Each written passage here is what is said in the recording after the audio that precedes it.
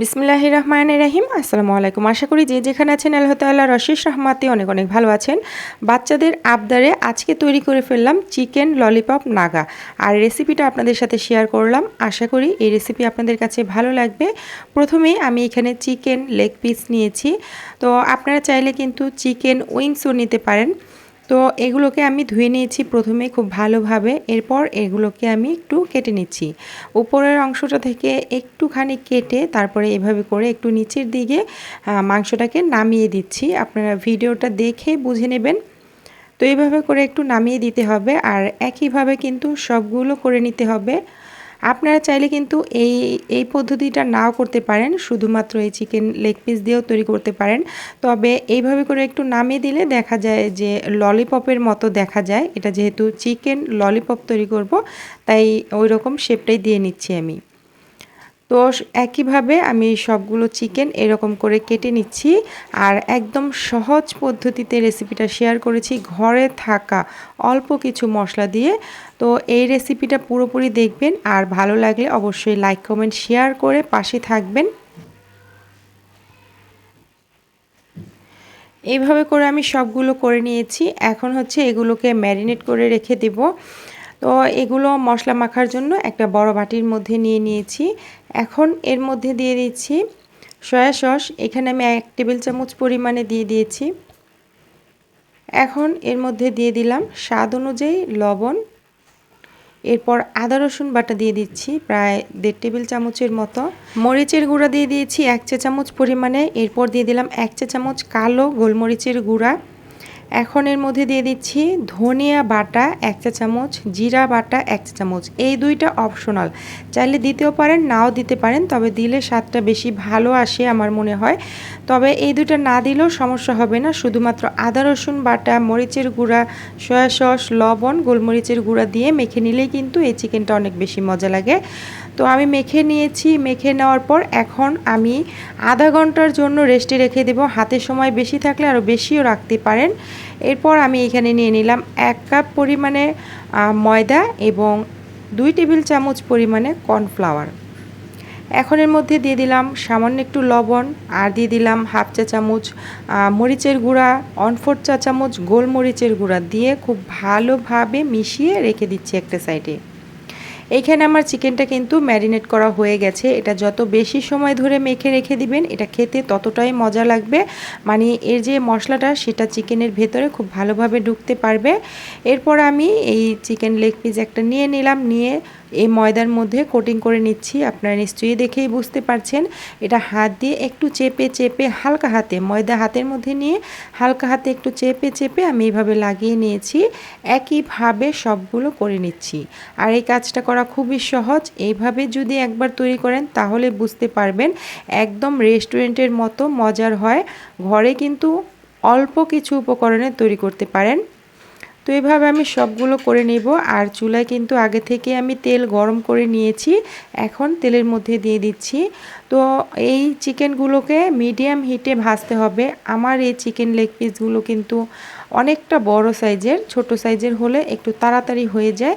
তো আমারটা একটু বড় বড়, তাই আমি একটু সময় নিয়ে ভেজে নেব যাতে করে ভেতরটা খুব ভালোভাবে কুক হয়ে যায়। তো মিডিয়াম হিটে এগুলোকে আমি ভেজে নিচ্ছি আর তেলটা একটু চামচ দিয়ে উপরের দিকে দিয়ে দিচ্ছি।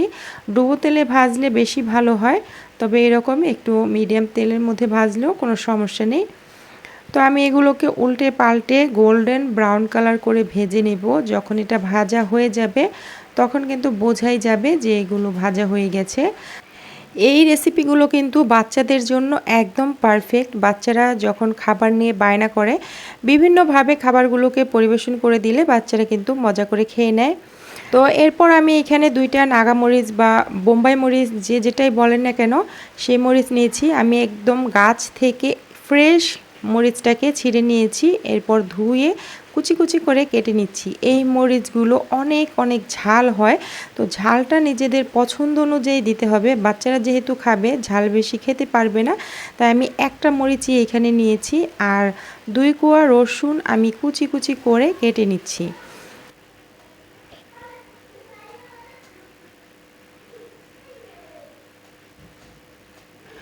তো এখন হচ্ছে আমি এই চিকেনগুলোকে উল্টে পাল্টে দিচ্ছি। মাঝে মাঝে অবশ্যই উল্টে পাল্টে দিতে হবে, যাতে করে একদিক থেকে পুড়ে না যায়, সব দিকে একই রকম কালার আসে। এইভাবে করে যখন গোল্ডেন ব্রাউন কালার হয়ে যাবে তখন তেল ঝরিয়ে নামিয়ে নিচ্ছি। আমার এগুলো একদম ভাজা হয়ে গেছে, আমি এগুলোকে নামিয়ে নিচ্ছি। আর মাশাআল্লাহ দেখতে পারছেন এটা কতটা লোভনীয় লাগছে। এগুলো কিন্তু এমনিতেই খাওয়া যায় ভেজে। তো যাই হোক, আমি এখন একটা সস তৈরি করে নিব। এখানে দিয়ে দিলাম 1 টেবিল চামচ পরিমাণে রান্নার তেল, এখানে বাটারও দিতে পারেন। এরপর আমি রসুন কুচিগুলো দিয়ে হালকা একটু ভেজে নিচ্ছি। তো এই কাজটা মিডিয়াম হিটে আমি করে নিচ্ছি। তো রসুনগুলো যখন এরকম হালকা একটু বাদামি কালার চলে আসবে তখন আমি এখানে হাফ কাপ টমেটো সস দিয়ে দিলাম।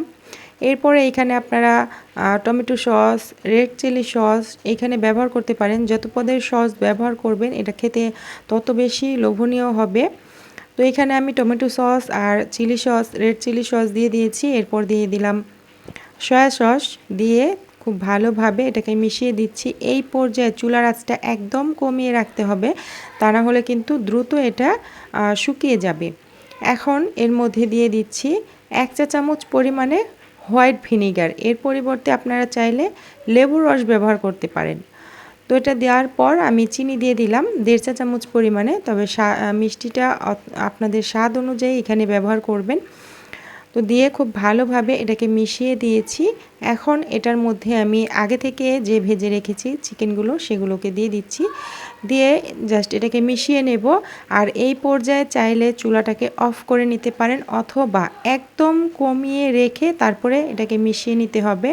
তো এই পর্যায়ে খুব বেশি জাল করার দরকার নেই, তাহলে সসটা কিন্তু একদম দ্রুত শুকিয়ে যাবে। এখন আমি এখানে কুচি করা যে নাগামরিচগুলো সেটা দিয়ে দিচ্ছি, দিয়ে জাস্ট এইভাবে করে মিশিয়ে দিচ্ছি। খুব বেশি আগে দিয়ে মিশিয়ে নিলে অনেক বেশি ঝাল হয়ে যায়।